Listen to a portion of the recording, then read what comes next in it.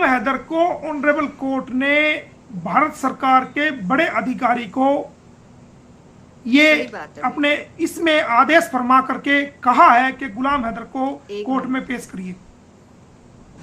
जो विदेश मंत्रालय के बड़े अधिकारी हैं उनको बाकायदा आदेश फरमा करके जो है वो भेजा है कि गुलाम हैदर को सेशन कोर्ट में पेश करिए ताकि वो अपनी बात को यहाँ पर रख सके। कैसे हैं मेरे सभी प्यारे बहन भाइयों, आशा करती हूँ आप सब अच्छे होंगे। आज मैं फिर से हाजिर हूँ एक नई वीडियो के साथ। आज हम बात करेंगे मोमिन मलिक सर के बारे में कि आज गुलाम हैदर के लिए मोमिन मलिक सर ने इतनी बड़ी अपडेट दी है जिसे मैं आपके साथ शेयर करना चाहती हूँ। कहा जा रहा है एक बार फिर अदालत में बुलाया जा रहा है, किस कारण से किस नतीजे पे पहुंचकर इतना बड़ा फैसला आया है कि गुलाम हैदर को एक बार फिर अदालत में पेश होने के लिए कहा है। तो इसी पे मेरा वीडियो है।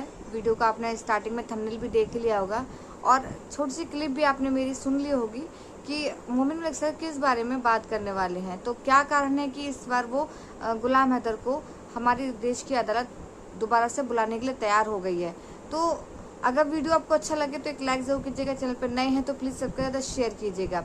लेकिन वीडियो देखने के बाद और आपकी क्या राय है इस वीडियो को देखने के बाद मुझे कमेंट्स बॉक्स में ज़रूर बताइएगा। और आप इस केस से कितने जुड़े हुए हैं ये भी मुझे बताइएगा ताकि मैं आपका थैंक्स कह सकूँ। दूसरी चीज़ है, मोमिन मलिक सर इतनी सारी ताकत लगा के और इतना मजबूताई से इस केस पे काम कर रहे हैं, तो उन्होंने इसमें आज की वीडियो में कितनी पावरफुल बात की है वो भी मैं आपको दिखाऊंगी। तो वक्त ज़ाया ना करते मैं आपको एक वीडियो क्लिप दिखाती हूँ, आइए देखते हैं। गुलाम हैदर को ऑनरेबल कोर्ट ने भारत सरकार के बड़े अधिकारी को बिल्कुल ये अपने इसमें आदेश फरमा करके कहा है कि गुलाम हैदर को कोर्ट में पेश करिए। जो विदेश मंत्रालय के बड़े अधिकारी हैं उनको बाकायदा आदेश फरमा करके जो है वो भेजा है कि गुलाम हैदर को सेशन कोर्ट में पेश करिए एक नंबर, ताकि वो अपनी बात को यहाँ पर रख सके। आपको 5 नंबर कामयाबी मिली है आपको। बिल्कुल। और दोस्तों मिलने भी चाहिए। एक मैंने कम्युनिटी पे और बाकी मैं बच्चों की भी अभी बताऊंगा। ये 5 कामयाबी आपको मिली है, थोड़ा सा धैर्य रखो। जो मैंने डॉक्यूमेंट नंबर 3 लगाया है उसके बारे में भी मैं आपको बता देता हूँ। जो डॉक्यूमेंट नंबर 3 लगाया,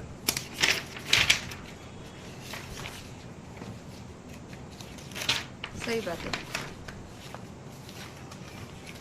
डॉक्यूमेंट नंबर 3 आपके याद है जब इन बच्चों से का धर्म परिवर्तन किया जा रहा था,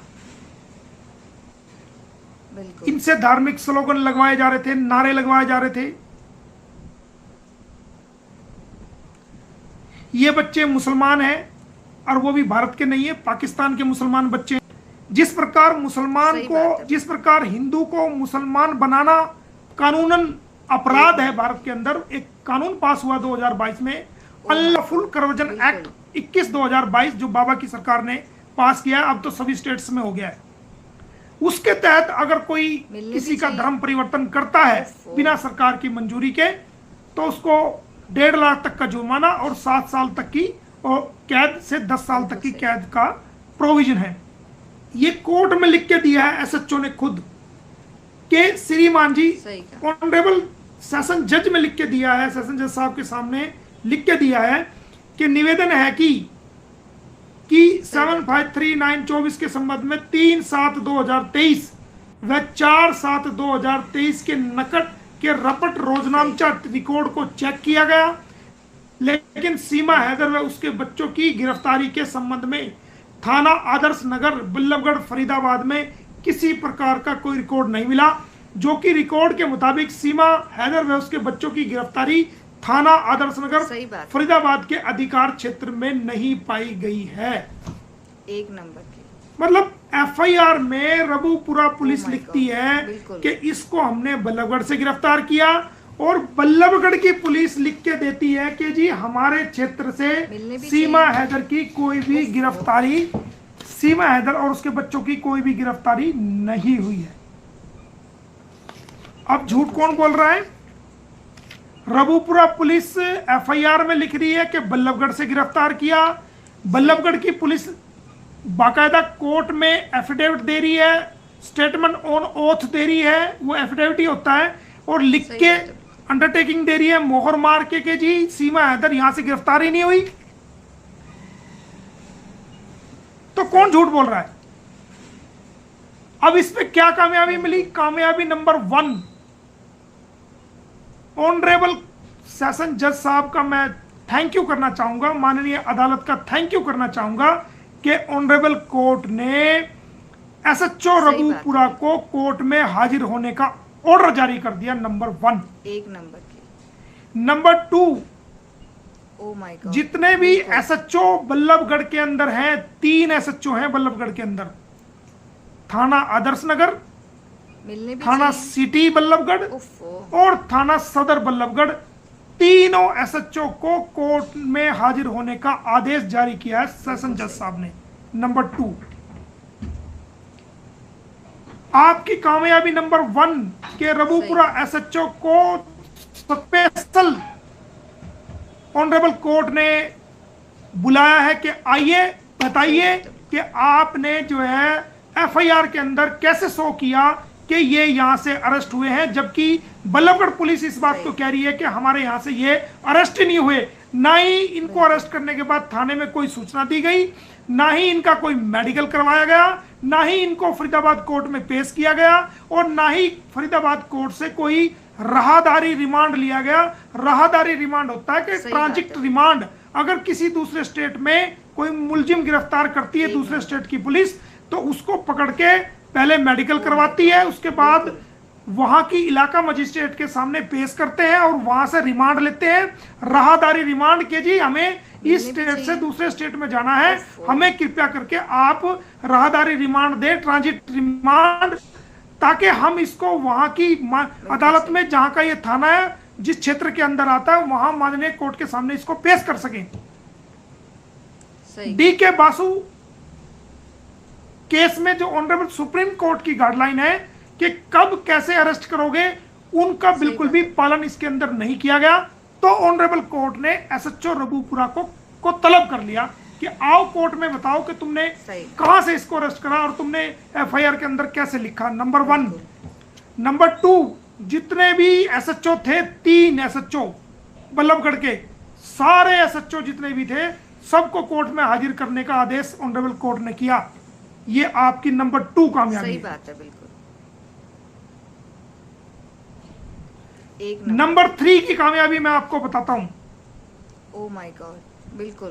कि जो चाइल्ड वेलफेयर ऑफिसर अधिकारी हर जिले के अंदर होता है, अगर 6 साल 7 साल से नीचे नाबालिग बच्चों के साथ वो अरेस्ट होते हैं, उनके साथ कोई अनहोनी होती है या कुछ भी होता है, तो जो चाइल्ड वेलफेयर ऑफिसर होता है उसकी जिम्मेदारी होती है पूरे जिले की कि बच्चों के साथ कोई अनहोनी ना हो जाए, कोई गलत काम ना हो जाए, पुलिस कोई गलत काम ना कर दे, कोई एजेंसी कोई गलत काम ना कर दे, तो उनके प्रोटेक्शन में ही मेडिकल होता है, उनके प्रोटेक्शन में ही वो कोर्ट में पेश होते हैं।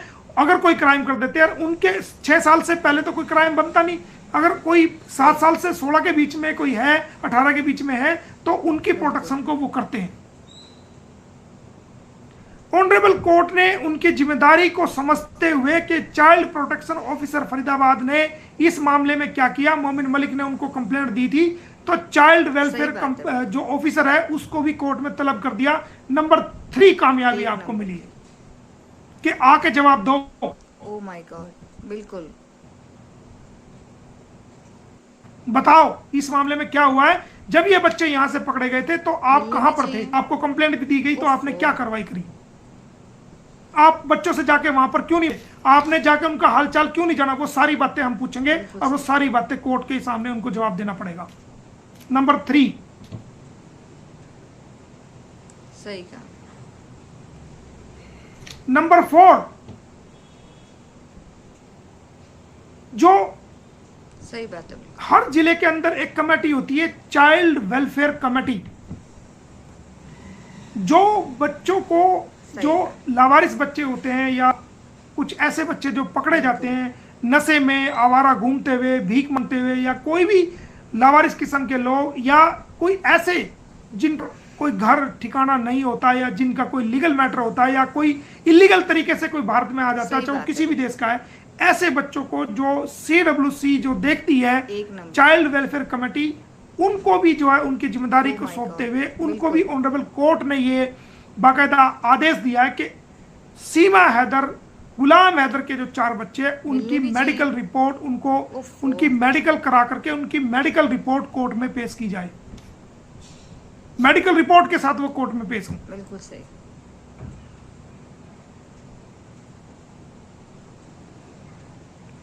चारों बच्चों का मेडिकल होने के बाद वो कोर्ट में रिपोर्ट अपनी जो है पेश करेंगे कि इन बच्चों का क्या मेडिकल स्टेटस है, इनके साथ क्या अनहोनी हुई है, क्या नहीं हुई। तो ये सबसे बड़ी कामयाबी आपको मिली है। सही कहा। नंबर 5, गुलाम हैदर को